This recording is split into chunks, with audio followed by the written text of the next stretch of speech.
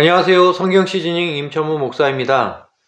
요한계시록을 읽는 성도들은 두 가지 견해를 가지고 요한계시록을 읽으리라 예상되어집니다.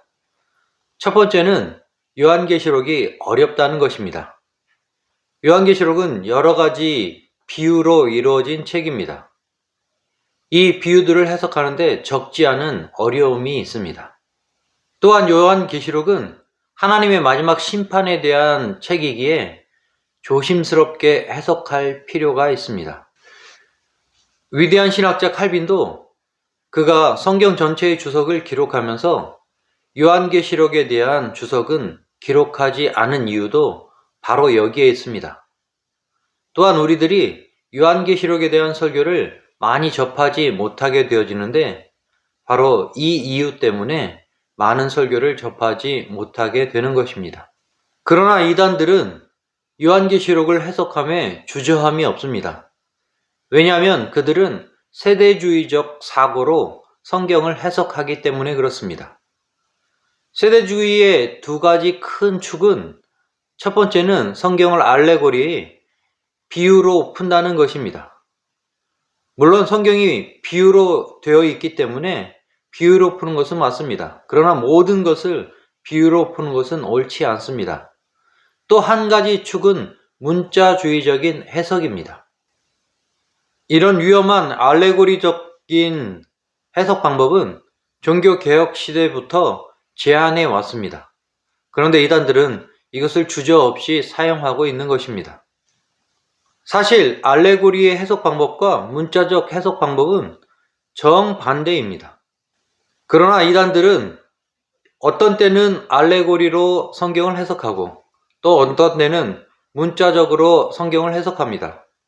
이 두 가지 경우 모두 자의적인 해석입니다. 자신들에게 유리한 방법으로 성경을 해석하는 것입니다.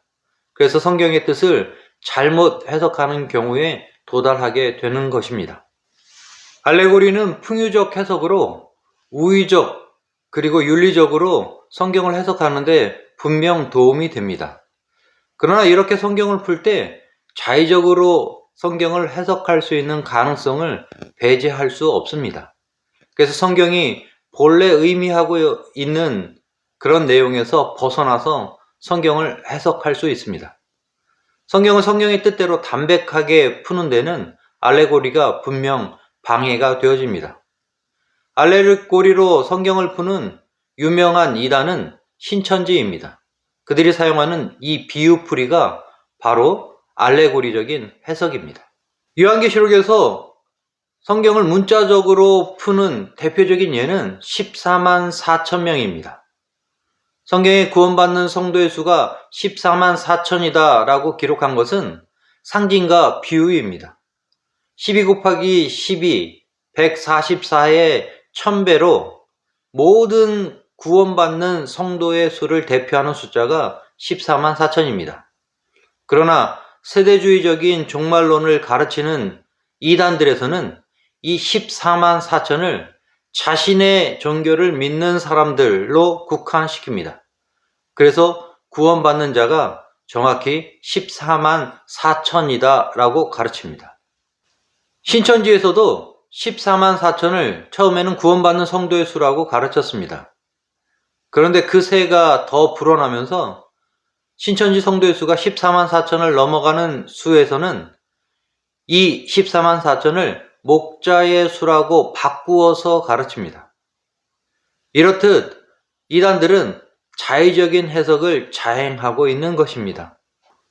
성경 곧 계시의 말씀을 해석할 때는 성령의 조명이 필요합니다. 비유풀이나 문자적인 해석으로 자의적으로 해석하는 것은 금해야 할 것입니다. 성경을 성령의 조명을 받아 해석할 때 우리는 하나님의 뜻을 분명히 알 수 있는 것입니다.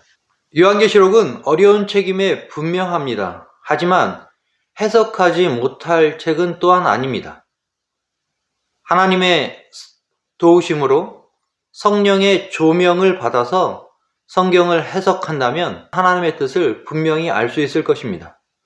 우리를 향한 하나님의 권고와 우리를 향한 하나님의 심판의 메시지를 분명히 해석해낼 수 있을 것입니다. 저는 다음번 3월 10일에 찾아뵙도록 하겠습니다.